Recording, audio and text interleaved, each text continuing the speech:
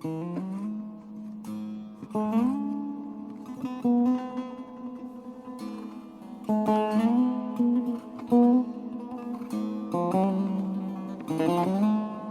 welcome to a journey through time and space, a journey into an extraordinary stream of wisdom and love. I've been waiting a long time to get to this moment where I could sit down and really explore this man I'm going to explore in a moment. He's a great mystic poet and a great lover and a great paradox, a kind of eternal gypsy, and many different streams and watercourses of love and truth meet in his words and in his teachings and in the example of his life that we know of. His name is Hafez. I'm going to begin, I think appropriately, by sharing a poem inspired by Hafez. Stop calling me a pregnant woman. My master once entered a phase that whenever I would see him, he would say, "Hafez, how did you ever become a pregnant woman?" And I would reply, "Dear Atar, you must be speaking the truth, but all of what you say is a mystery to me." Many months passed by in his blessed company, but one day I lost my patience upon hearing that odd refrain, and blurted out, "Stop calling me a pregnant woman." And Atar replied, "Someday, my sweet Hafez, all the nonsense in your brain will dry up like a stagnant pool of water beneath the sun. Though if you want to know the truth, I can so clearly see that God has made love with you, and the whole universe is germinating inside your belly. And wonderful words, such enlightening words, will take birth from you and be cradled against thousands of hearts. Stop calling me a pregnant woman. In approaching this monologue and in attempting to woo the eternal spirit of this great and peerless poet, Hafez, I've grappled for a while now with a dilemma. And in true Hafez style, I think I'd like to just come straight out with it and lay it on the table. The truth is that I found a great deal of ugliness surrounding this beautiful man and his poetry. And often this is the case, that which is beautiful and eternal draws to itself the flickering shadows of human pain. I think the dilemma is ownership. That there are people out there who feel that they own a slice of Hafez, because of their culture perhaps, or their language, or for whatever reason, or their academic learning. They feel an entitlement to his words. They feel perhaps they might be an expert. And they are mostly intellectuals, but some, I suppose, are also religious figures who claim to know the real Hafez, while others don't. As you'll learn shortly, I hope, Hafez is a master of ambiguity. He's a propagator of paradox. His very elusiveness, in a way, is his greatest genius. And no one knows who he really is through their minds, or through their scholarly prowess, or through any amount of research or knowledge, because Hafez was an ecstatic. And the maths underlying ecstasy is really simple. Only ecstasy can understand ecstasy. That's the equation. And a giggling child captures more of the spirit of Hafez than 1,000 intellectuals who can recite all his poems by heart. So I've had to decide, should I walk a tightrope as I cross the chasm of the unknown to reach Hafez? Shall I tread carefully so as to try and avoid offending people, translators, experts? I certainly have no wish to upset anyone. But my only other option is this, really. Shall I simply take off my clothes and dive into the chasm of Hafez, trusting the great mystery to hold me up and bring me to the shores of his lips? If you know Hafez, which I hope you will soon come to, you'll know that that's a no-brainer. We have to enter his realm in order to know him. There's no other way. The dilemmas and divisions of ownership and translation and knowledge of who's right and who's wrong and what really happened, it all goes out the window. It all goes out the window. And I'm jumping in the deep end. Hafez is known in his country as Lisan al-Ghaib, the tongue of the unknown, or the tongue of the invisible. And his ecstasy is the ecstasy of fondness. And what do I mean by that? Fondness doesn't sound very ecstatic. Well, perhaps not at first glance. But there are many Hafezes. There's Hafez the rebel, there's Hafez the drunk, Hafez the lover, Hafez the friend, Hafez the child, Hafez the seducer, Hafez the rascal, Hafez the master. And I have dipped and dived through his words in many forms, by many translators, and I have listened to his poems in Farsi, the original language in which they're written. And even though I don't understand them in Farsi, what I hear in all these renditions, the one feeling that pervades everything, is Hafez's utter fondness for us. He loves us. He knows the value of true friendship. And if he were here now, I guarantee you, he would lie down next to you on a cushion and place his head on your shoulder or in your lap. So here's our first paradox, the ecstasy of fondness.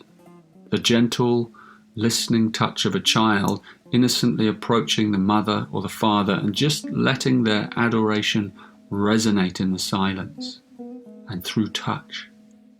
Because Hafez is a most physical poet. You can taste his words in your mouth. You can feel him coursing through you.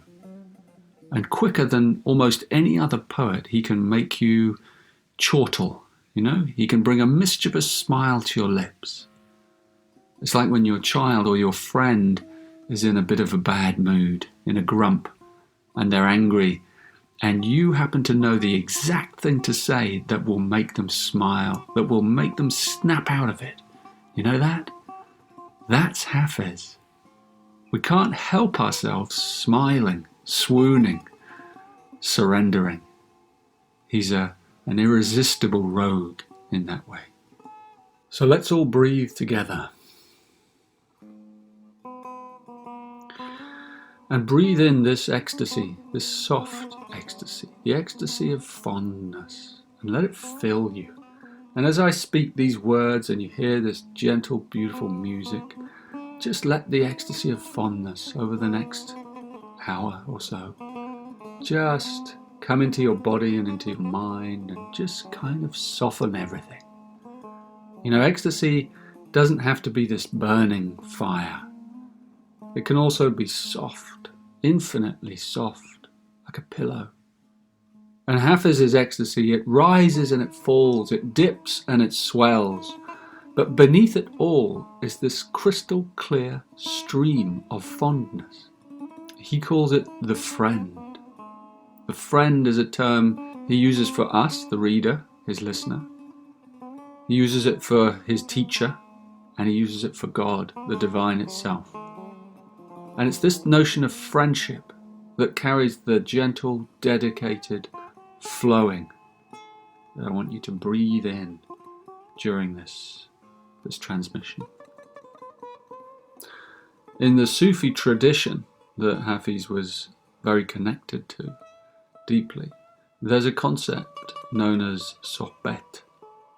And sohbet is the direct transmission of truth between the transmission holder and the listener. And it's said to be the greatest of all spiritual practices, even beyond prayer and meditation. They say mystical knowledge and devotional love is transmitted during sohbet in such a way that it attempts to go beyond the knots of the rational mind and connect the hearts of the seekers. Sohbet is a spiritual transmission, a cleansing of the soul and a meeting of the hearts. It's held in total sincerity, respect, and trust. Through sohbet, the speaker works on the listener like a gardener tending to his garden with utmost care and compassion. And thus does Hafez have his way with us. So let's enter now through this sacred arch of sohbet and open our hearts up to its transmission.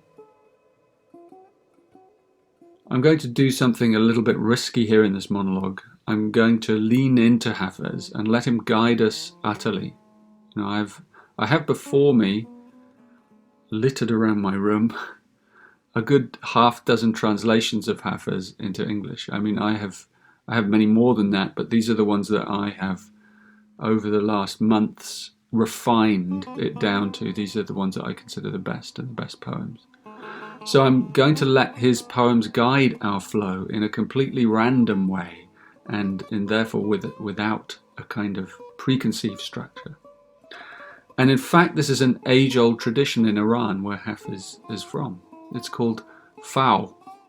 And the Divan of Hafez, the Divan is all his collected poetic works, it has as much importance in the Farsi-speaking world as the Quran.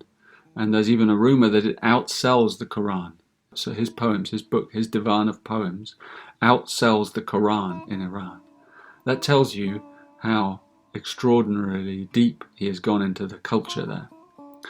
Anyway, the tradition of Fāw is that the lovers of Hafez use his Divan as an oracle.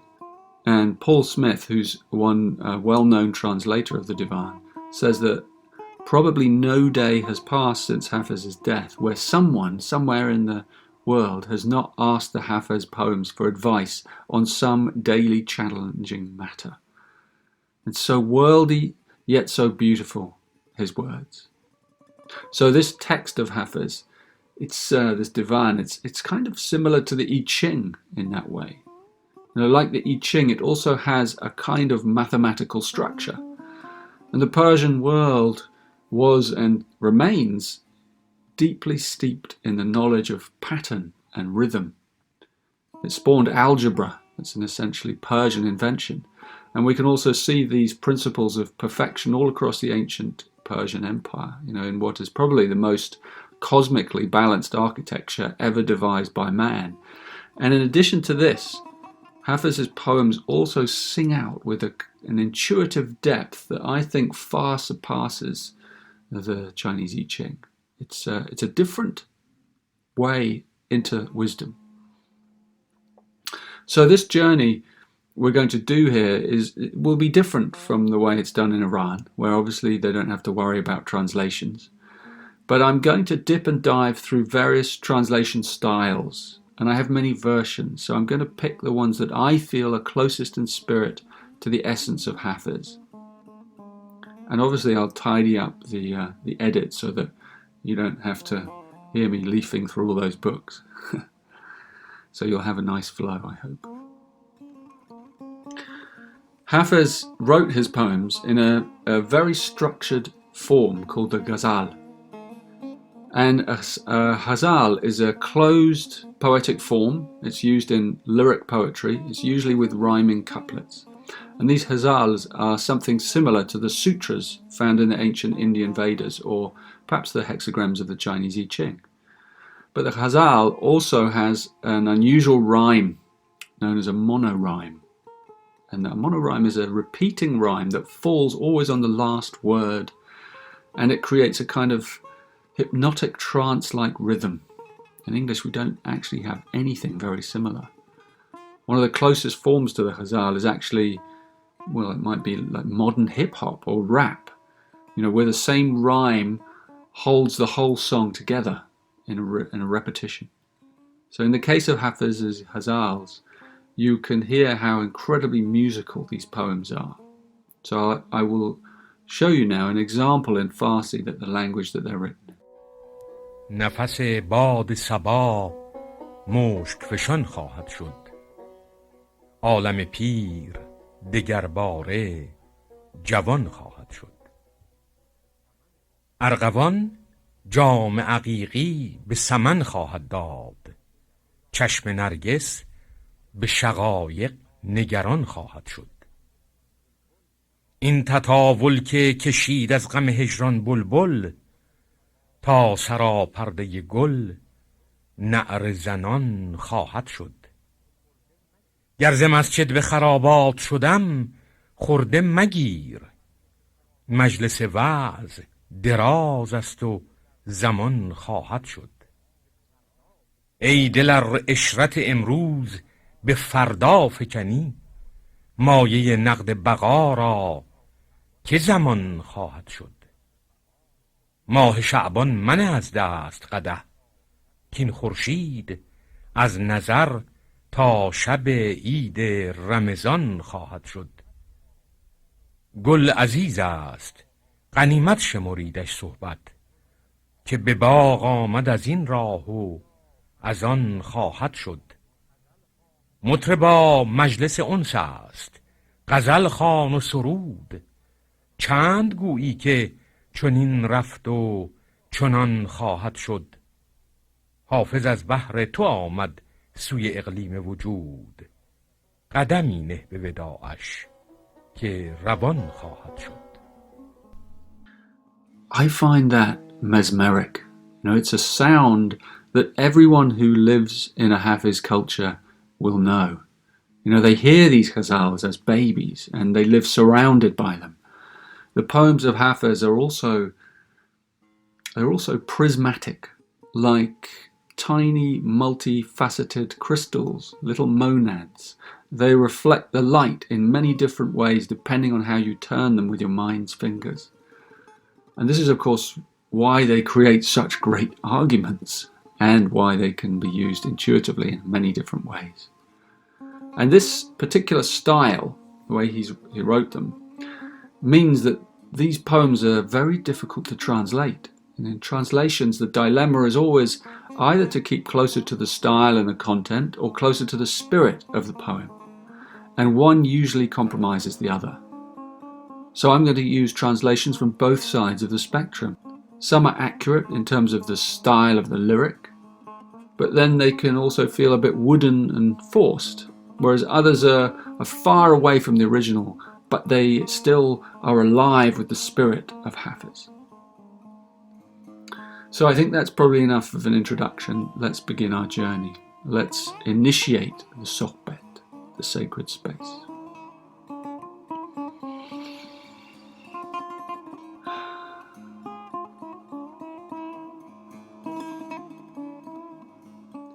Biabarim Hafez. Biabarim means onwards. Onwards. The first ghazal. Those days when loving friends would meet, long may they be recalled. Those days gone by that were so sweet, long may they be recalled. My palate's bitter with grief's aftertaste, those cries with which we drinkers would compete, long may they be recalled. And even though my friends have all forgotten me, 1,000 times I will repeat, long may they be recalled. I'm wretched now, quite overthrown. The struggles of my noble friends in my defeat, long may they be recalled. My eyes run with 100 streams, but Zenderud and Karan's pastoral retreat, long may they be recalled. Henceforth, Hafez's secrets will remain unspoken. Those confidants, oh, I repeat, long may they be recalled. Here we have Hafez, the lyricist. And it's beautiful in a way that this poem came forward first, because it's a poem of great sadness and longing. It's like a lament. When we think of the ecstatic, we often think of only someone confined to heavenly bliss. But, to know the heights, one also has to know the depth and the sorrows of the heart. Hafez lived in Shiraz. It's a beautiful city in southern Iran. It's long been known as the city of poets and literature and wine and flowers and gardens and nightingales. Hafez was brought up in that environment, and he was favoured by royalty, and he had a wealthy patron. And it must have been a heavenly life, I think. Many of his great love poems and his ecstasies are likely to have come from this first Eden-like period of his life. But then he was also alive in the medieval period, and that was a very bloodthirsty time. You know, there came a time when the king was deposed and Shiraz was overtaken by a fanatical tyrant who closed all the wine shops and banned music. Can you imagine the change? And it was in this period that Hafez left his beloved Shiraz and all his friends and all those memories trailing behind him. So this ghazal may have been written in that period. There's a wonderful thing about Hafez's Divan, his poems, is that we don't know when any of them were written, because they were all jumbled up and none of them are dated. So there's a wonder in that. And the beautiful thing about these words is not just their longing, but that they are like an incantation. Long may they be recalled. His fond memories of his friends, his loves. And like all the great troubadour poets of Europe, Hafez is keeping the fire burning when the dark clouds press down on us. This is what Hafez does so well. You know, he's as great a poet as Shakespeare, but where he differs from Shakespeare is in his language. You know, the Persian language of his day is actually more or less the language of today. So it's a language spoken and understood equally by vagabonds and kings. And this makes, in a way, Hafez the most accessible of all ecstatics. It's why the lowliest person knows Hafez and can feel cradled in his embrace, can feel listened to and empathized with. Hafez knows the same suffering as us all. You know, he's there with us, in it. And this is where his poetry touches all beings. You know, many great people have been touched by Hafez down the ages, and many nobodies who we've never even heard of, if you know what I mean. And that's something you cannot say even of Shakespeare. You know, Hafez reaches into every human heart, every home, and expresses his longing for his friends, for the good old days, for the beauties of nature, for all that is best in life. How often do we need that? So it's a wonderful beginning. Biabarim Hafez. This one is from a translator called Ladinsky. It's very short. The sun and moon shiver when I bare my nakedness. Beware of this potent lover. The sun and moon shiver when I bare my nakedness. Beware of this potent lover. Here we have Hafez the lover. This reminds me of that wonderful statement by Taliesin, the great Celtic bard, in the monologue I did on him, where he says, I am splendid. And this is the ecstatic, literally affirming his own self-effulgence. Effulgence, what a lovely word. Hafez, thank you for that word. It means effulgence, it means to shine out or to radiate or to glitter with light. And this isn't just pride, not in the ego sense. This is the ecstasy of knowing that you are a great lover. A lover of all things, a lover of life and being, a lover of highs and lows. Hafez draws sustenance from both his sadness and from his joy. And that's the mark of the ecstatic, to be an alchemist of life's changing terrain, and to sip both nectar and toxin in equal measure.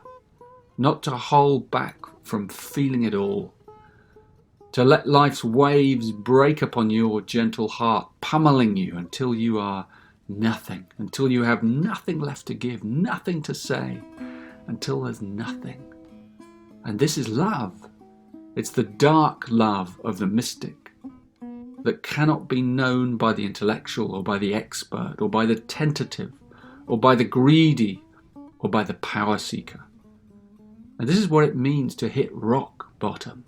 You know, you can only really, really get these poems if you yourself have at some point hit rock bottom.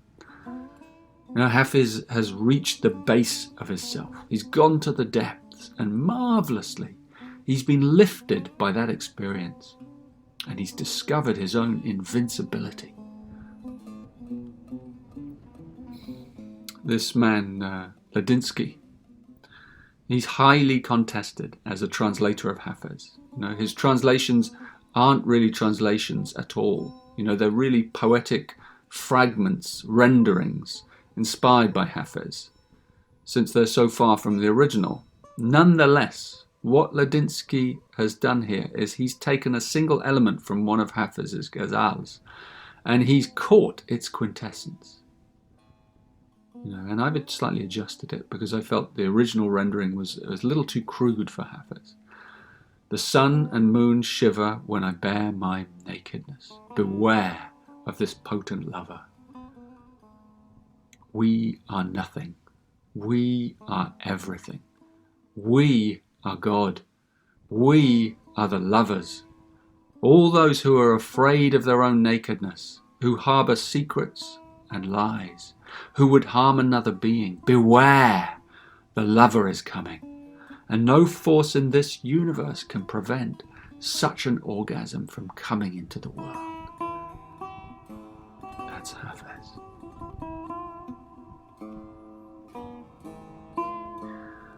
Biabarim Hafez. Another ghazal. Short. Cause no distress and grief to another. Then go and do as you wish, for in our holy law no other sin than this exists.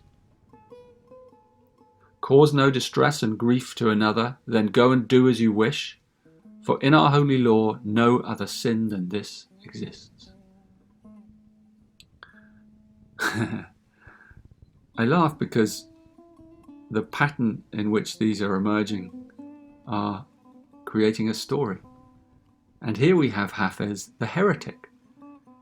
It's strange to consider the culture that Hafez incarnated into. It isn't just Hafez, you see. He comes from a long, long line of mystics, of poetic masters of love. He is submerged in this lineage of great Sufi masters. Sa'di, the greatest love poet of all Persia. Attar, a great Sufi master. And Rumi, of course. You know, their message is all centralized on love. You know, nowhere, perhaps, has there ever been a transmission so rich in the language of the ecstatic in any culture, anywhere, as this lineage of the Sufis. You know, the Sufis are the scientists of love. And Sufism, therefore, doesn't always sit so comfortably with the mainstream Islam and its laws. And Sufism, so often it's about throwing out all external laws and relying only on the direct inner transformation. So there's always this huge tension in Hafez between his longing to be freed from the yoke of external laws and his inner flights of freedom. You know, Hafez is a heretic in so many ways and at so many levels. He's even suspicious of Sufism. You know, at points he even throws that out the window as well. It's a wonder in a way that he wasn't put to death. The only reason he wasn't is because of his skill as a poet, because he was such a master of ambiguity. His verses can be interpreted in so many different ways and on so many different levels, and that's what protects him. But this statement is beautiful. Cause no distress and grief to another. You know, one of the things Hafez hates is he hates hypocrisy. His ghazals rage about the puritanical fanatics of his day. You know, the loveless clerics who he knew, whose lives seemed dedicated not to love, but to pointing out the faults of others and punishing them for it. And then he says, go and do as you wish. And this is a wild tantric statement. He's throwing all laws out the window. He's saying that anything is allowed in life. Mistakes must be made, or how will we learn? He's saying to us, get drunk on life, fall over and learn from your hangover. But above all, harm no one. And so, in a way, here in this tiny little fragment, this little ghazal, is contained the whole of Hafez's philosophy. So thank you, Hafez, for distilling your heresy so neatly for us. And even today, this attitude remains something of a heresy in almost all cultures around the world. It's a dangerous way to talk. It's a dangerous way to live. But Hafez has more to add, I'm sure. Let's ask him again. Biabarim, Hafez. You may think that this is all very spontaneous, and it is, but it also isn't. You know, I took many, many weeks to unpack this transmission around Hafez. Months. You know, my contemplation has run very deep, and it continues to. And when you contemplate something in depth and you wrap your heart around it, life lends you a hand, and many synchronicities begin to occur. And one I'd like to share with you is a friend I've made through Hafez. In fact, I believe that Hafez sent him to me. Shortly after I decided to approach Hafez and to do this monologue and to explore him and his teachings, I was contacted by a lovely man from Iran named Ḥāfeẓ-e. And Ḥāfeẓ-e is a big fan of the Gene Keys. And thus, you know, we began this dialogue, this email dialogue around Hafez. You know, Ḥāfeẓ-e's father, as it turns out, was a poet, and he himself is a deeply poetic man. And he grew up, like most Persians, with Hafez buzzing in his ears. Anyway, Ḥāfeẓ insisted, really, that I go much deeper into Hafez, and so I began to have little Farsi lessons with Ḥāfeẓ as we translated some of the ghazals together. And Hafez speaks deeply, really, of the beauty of friendship as the purest of all kinds of love. He refers often to God as the friend, as do many Sufis, including Rumi. So my friendship with Ḥāfeẓ has been, you know, a most precious thing, since it's centered on the subject of love and poetry. And even the beautiful music you hear behind this monologue was also arranged by Ḥāfeẓ. I sent him my finished this recording, and he found a living tambour master. And this man played his music live over the top of my voice, without even knowing what I'm saying a lot of the time. So this music and this whole story of this transmission of Hafez is impregnated with its own origin. And the music was recorded in Iran live and then sent back to me. Such a beautiful script Hafez arranged for us all. So I'm eternally grateful to Ḥāfeẓ for taking me deeper into these ghazals. And this next one is the first one that he and I translated together, and it tells quite a story. I'm going to have a crack at reading it to you in Farsi, so please forgive my errors, anyone who's listening. Fash miguyam was gofti khod der shadem, bande ishq o amwaz habd o jahan ozodam. Nisht berloy delam khoz alefe khomate dust, chekonam dar dega yad nadad ostadam. The words of my heart flow clear with joy. Freed from both worlds, I am a slave of this love. There are no words on the tablet of my heart, but the solitary sigil of the friend. What else can I say when she only teaches Aleph? You've no idea how long it took to translate that until it felt absolutely right. The thing with Hafez is that he's famed for his ambiguity. It's why he can be so many things to so many people. He's exquisitely cryptic. And this is just a couple of lines from a single ghazal of hundreds of ghazals. But we can look deeply into it, you know, like one of those prisms, and we can see worlds. The words of my heart flow clear with joy. Freed from both worlds, I'm a slave of this love. There are no words on the tablet of my heart, but the solitary sigil of the friend. What else can I say when she only teaches Aleph? And I love the play here with words and sounds and language. because he's talking about alphabets and words and things. He's both free and yet he's a slave. That's the first line. But on his heart there are no words but the word Aleph, the letter Aleph. Aleph is the first letter of the Persian alphabet and the Hebrew as it happens. So what he's saying is that in his heart he has no capacity for spelling, because the only letter that God has given him or taught him is Aleph, the first. And in the original Farsi, the word also for worlds is Jahan. And this actually opens up a whole dimension. And I have to share this whole story with you, Jahan. Because before entering Hafez, I read a dozen biographies of him. And it's ironic, really, because no one really knows his biography. But not a single one of them mentions a woman named Jahan Malek Khatun. And this is what I learned from my friend, Faramaz, in Iran. Jahan Malek Khatun was a Persian princess. And not only that, but she was an only daughter of the king. And not only that, but she was highly educated. And not only that, but she was a talented poet. And not only that, but she lived in the same city and at the same time as Hafez, the great lover. And not only that, but she was famed for her great beauty. And not only that, they both lost their only children, Hafez and Jahan. So I ask you, what do you make of that? You know, they clearly knew each other. They must have known of each other.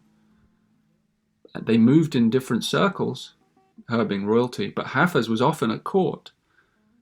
So can you think of someone more attractive to Hafez than a beautiful Persian poet princess? You know, there may not have been another woman like this for centuries. You know, women were not generally educated like that. You know, this is a headstrong woman with a deeply poetic soul and talent, not afraid to take risks for love. And she's a princess and she's beautiful. Anyway, it doesn't take a rocket scientist to put these two together. So the word on the street, that is in Iran, is that these two exchange many poems with each other. The word on the street is that they may have had a powerful love affair. So I'm going out on a limb here in this. I'm not alone. There are many others who agree, but they're not academics, most of them. It's clear to me that many of Hafez's early poems were written directly to Jahan, and many of hers, and they're almost all the love poems, were written to or about him. And when you read their poems together, side by side, you begin to feel that they are something like a fugue, a musical, mystical exchange of longing and love, rolling across each other like two tangling waves. And the foam is their heart, together but apart. So our lines here are Hafez's double entendre on the word Jahan, meaning world. You know, he says he's a slave of love, but he is free from both Jahans. You know, the material world and his love for her. And I find this really intriguing. So I followed this up and I read all the poems that Jahan wrote that have been translated into English. There's like at least 50. Because her poetry's only just been really discovered. You know, it's been hidden for centuries. You know, love poems by a woman of the medieval period. It's just, you know, they've been hidden. But her poetry is very complementary to his. Her style is what you might call kind of, I think the word is contrapuntal to his. He's ambiguous, he's complex, he's multifaceted, he's even mythical. She, on the other hand, is direct, simple, emotional, and honest. And her style is also, like his, deeply lyrical and has great inner tensions in it. You know, she constantly plays with gender and turns all conventions on their head. You know, her poems, like I said, they've only come to light recently, which makes this even more exciting. You know, we've discovered something. It's like a treasure has been dug up that's been buried for centuries. You know, in her ghazals, they have a style unlike any other writer, which sets her on a level above many other poets. She's a first, and she plays with the notion of power and powerlessness, of male and female, of submission and oppression. Those are her themes, you know, through the lens of love.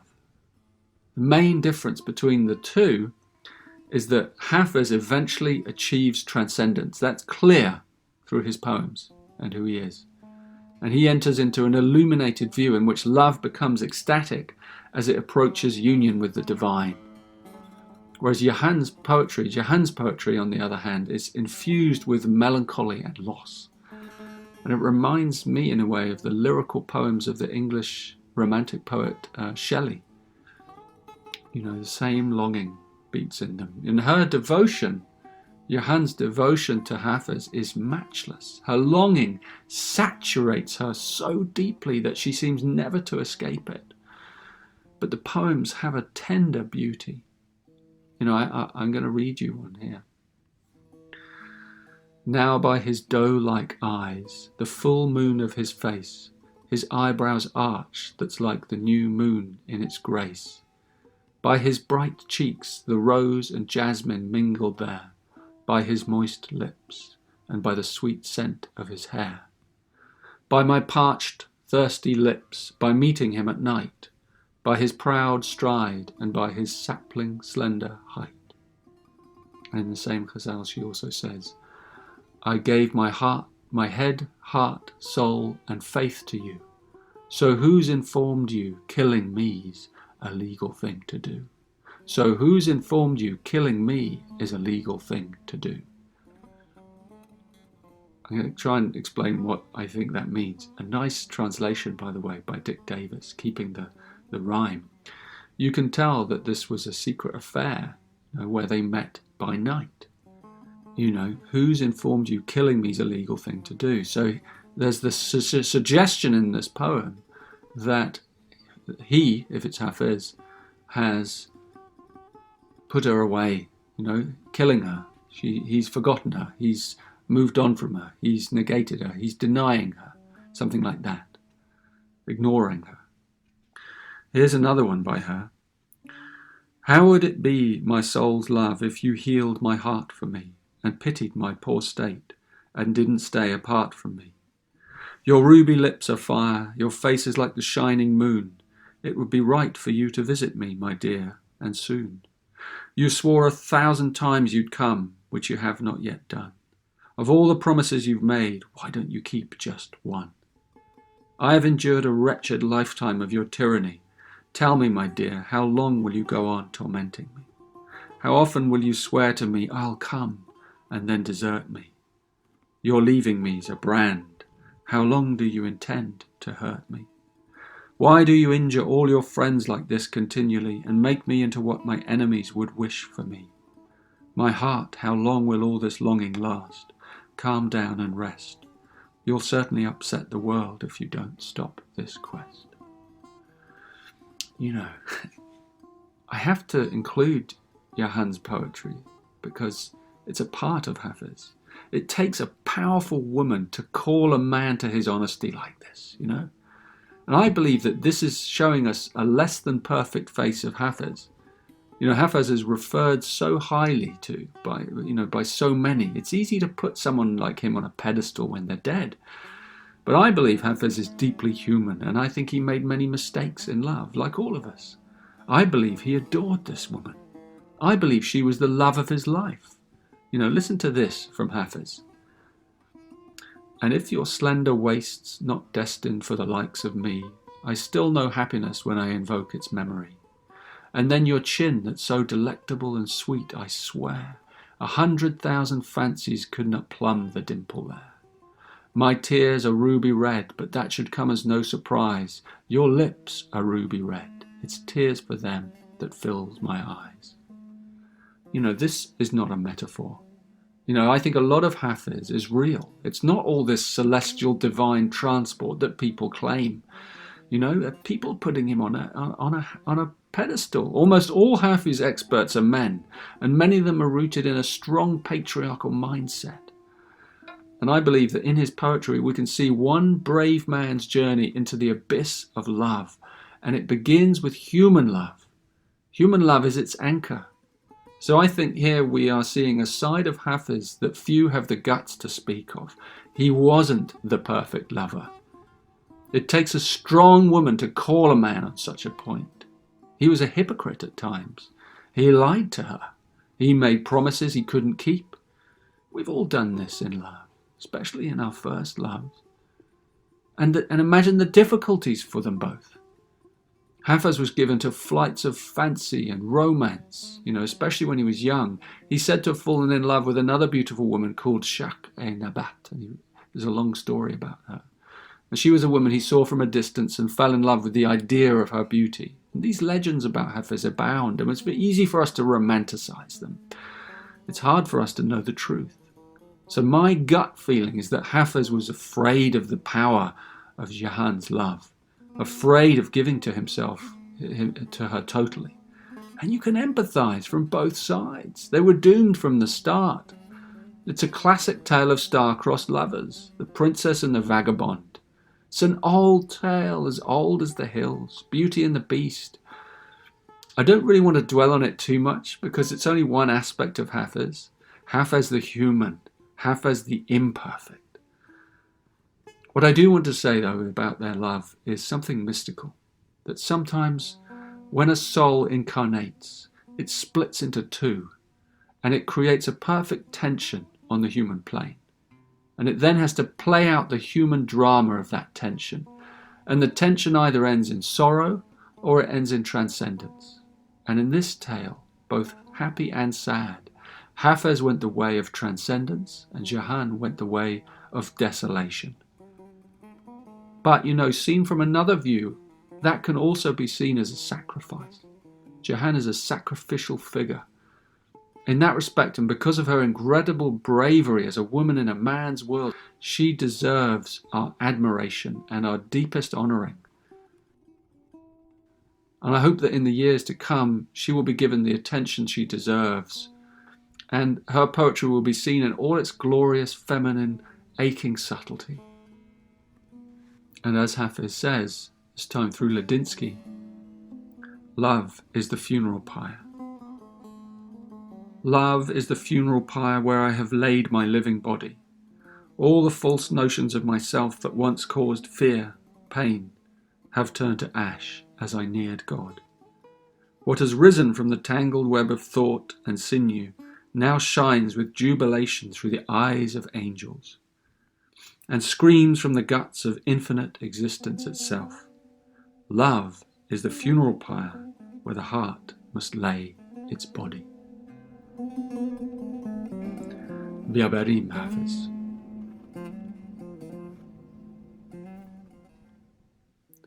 This is a ghazal that Faramaz and I played with together. I thought you might like to hear the original ghazal read by Faramaz.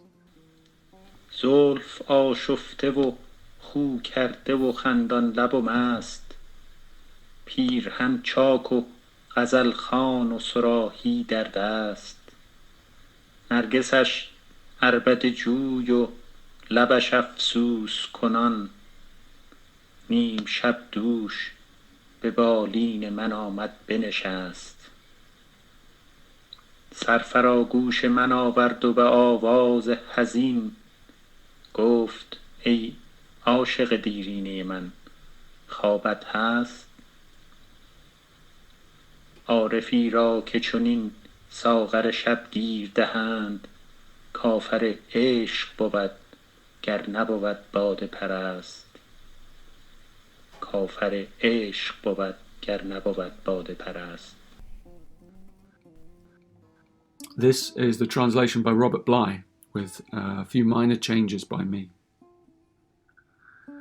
Running her fingers through her touzled hair she comes, her mouth drunk, smiling lips, the blouse torn open, mouthing love songs, a wine cup in her hand.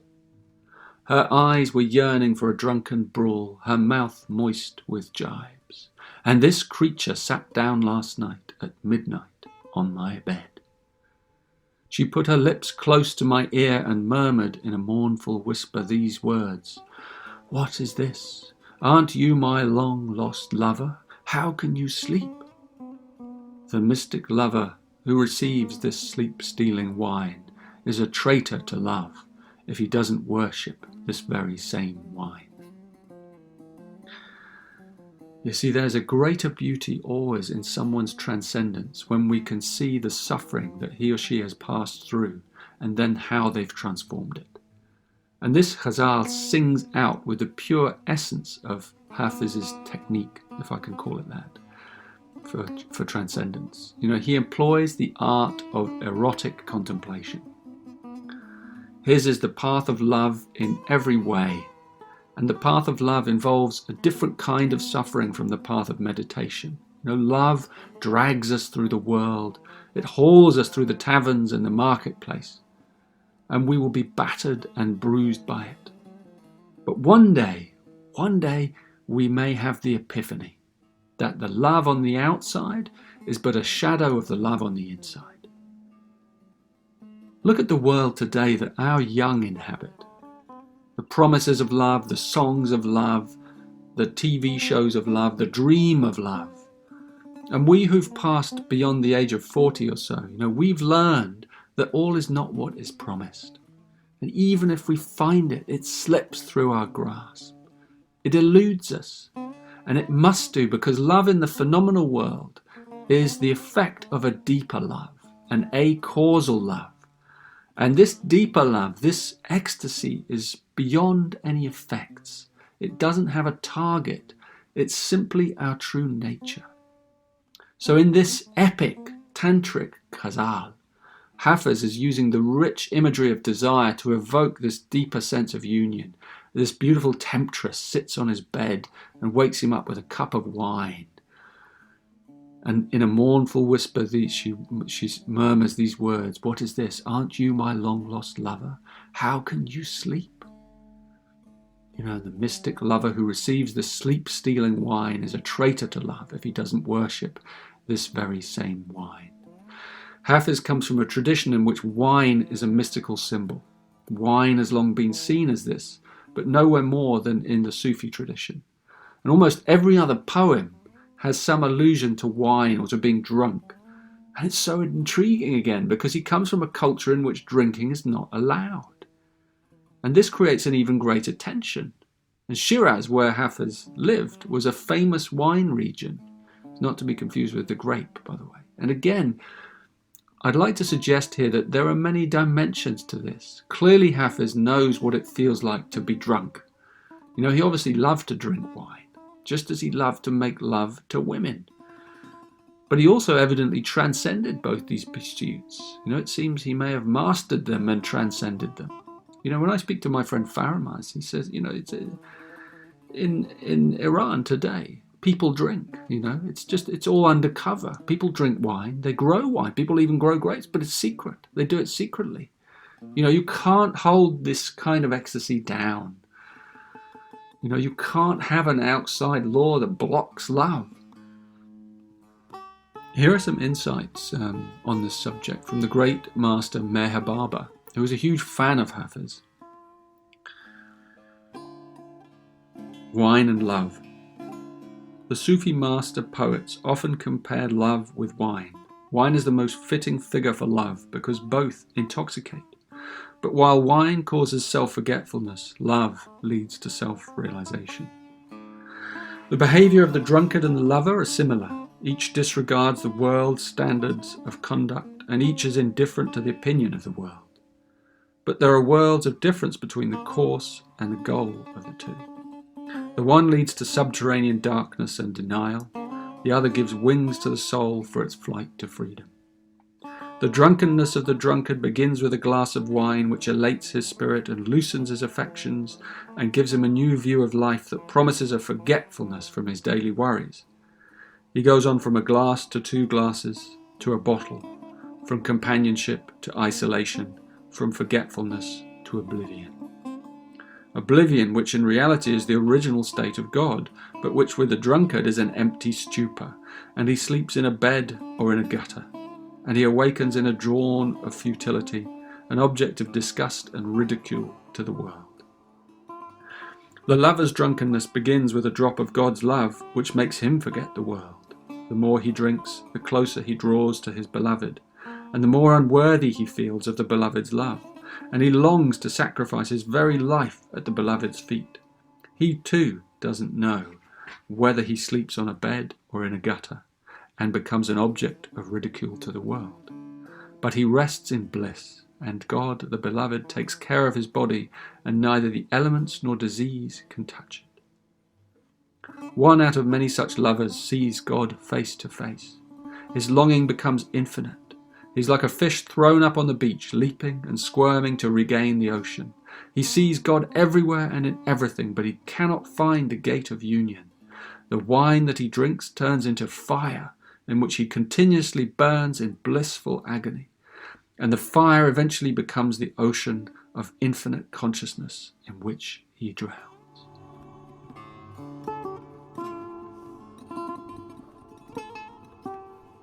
Some words from a great master about another great master. Hafez was one of those who drowned. Whatever caused Hafez obvious grief on the human plane, if it were his love for Jahan or not, his situation and the conditions and the oppression of his culture obviously forced him to transcend his human love and his longing, that isolation. And he does so through his poetry. His poetry is his route. It's the river he takes down to the ocean. It offers us a multi-dimensional map of his ascension, and that's why he becomes a worshipper of wine, but wine as love. Hafez he's like this original figure of Zorba the Buddha. It's a figure invented by the mystic Osho, Rajneesh. And Zorba the Buddha represents a synthesis of both the path of yoga and tantra, of love and meditation. And Hafez is the rind, the Sufi expression, the rind, meaning the inspired libertine, one who dives into the joys of the world, the beauties of the world, and then gradually transcends them one by one to become more meditative, more ecstatic, more resonant with wisdom. And that's what Hafez is really about. And this is where this sohbet, this divine transmission, has been leading us into the light, into the glorious bliss of the divine realms.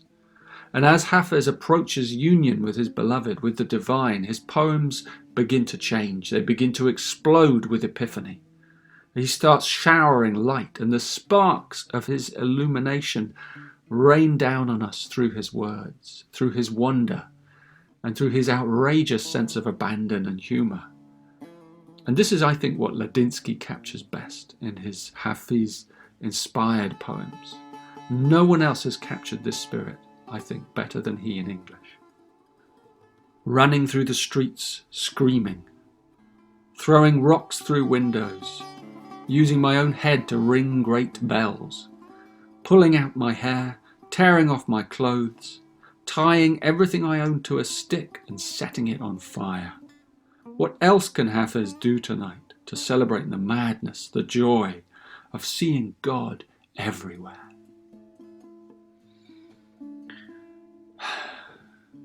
Quite something.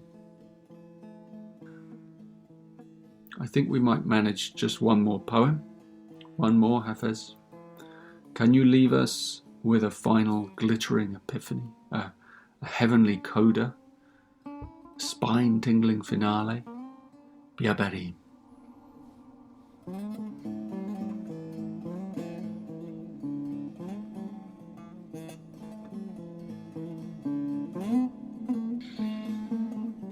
And beautifully, this is the ghazal that came up, and it's a beautiful epiphany. Last night it happened just before the break of dawn. The weight upon my spirit was then lifted off, and in that dreary murk of night they gave me the water of eternal life. The beam that flashed out from the essence made me selfless, and the brew they gave me from the cup of radiant theophany revealed to me the attributes. From here on in, my face will turn to face the mirror of that all-reflective charm and beauty, where these portents were made known to me about the essence's revelation. This is a huge ghazal. It's Hafez's epiphany. It's his initiation into sagehood, where all his trials, his struggles, his pain, his longing, his searching and craziness are all subsumed into a single overarching epiphany. It's said that when Hafez was 60, he drew a circle around himself and he went into it for 40 nights. And by the end of that time, he was illuminated. And after this event that took place within time but outside of time, all the words from his pen were also illuminated. As I said, he never ordered his poetry, so we don't know which poems were written when. But you can go through them and pick out these jewels, and it's clear that they were written after this event. So this Ghazal is then the pivot. It's the harvest of his ecstasy. We each come to this earth with a hidden purpose, to shine out in some way with the essence of the beyond. And some of us are literally selected to be the transmission holder of a particular stream of wisdom. Hafez flows from a whole line of wine-loving Sufi mystics, but he also goes beyond all his great predecessors, I think. And the Tibetans call these people the tertons, the treasure revealers. And Hafez is one. He's a terton for love. His name, Hafez, it means one who remembers. And by the way, you pronounce it Hafez, not Hafiz, as I sometimes mistakenly say it. A Hafez is one who has committed the Quran to memory. That's what it means. All the traditions of love well up in him. All the underground streams of all cultures as well, not just Islam and Sufism. They form the well of his heart, and anyone and everyone is welcome to throw their bucket down his well and drink as much as they can of his love until you're drunk. Hafez and the Sufis, they speak of 3 levels of love. It's a bit like my own version with the Gene Keys, with the shadow and the gift and the siddhi. And the first level is called shauq, and shauq is longing. The desperate and sometimes violent hunger for love, for the divine. And the second love is called Mohabbat. And Mohabbat is friendship. It's more stately, it's more mature. In Mohabbat we've lost our frenzied impatience and we're learning to sip tea with the master. We're learning the art of friendship. And you see throughout Sufi poetry, Rumi and Omar Khayyam and others, and Hafez, how God is referred to as the friend. And what that does is it brings God and the divine, it brings it close.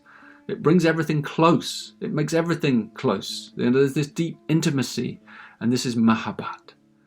Everything brought in close to the heart and touched. And then there's Ishq. That's the third level. And Ishq is pure love. It has no purpose but itself. It has no conditions whatsoever.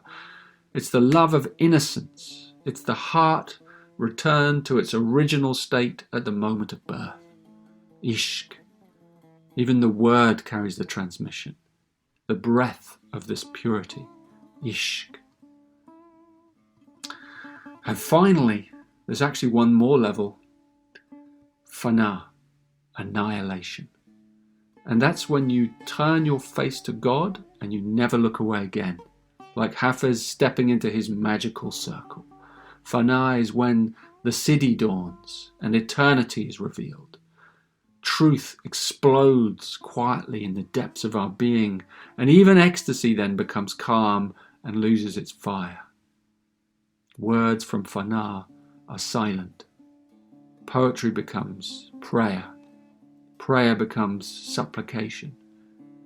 And supplication simply becomes a smile. The smile of the friend, everywhere and in everything.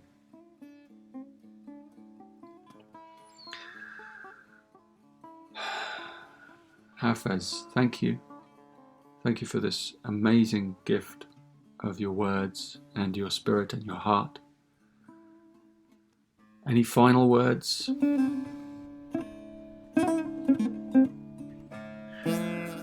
Only one rule.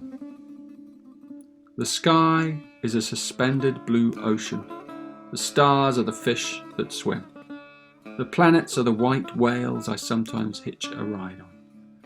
The sun and all light have forever fused themselves into my heart and upon my skin. There is only one rule in this wild playground. Every sign Hafez has ever seen reads the same. They all say, "Have fun, my dear. Have fun in the beloved's divine game. Oh, in the beloved's wonderful game."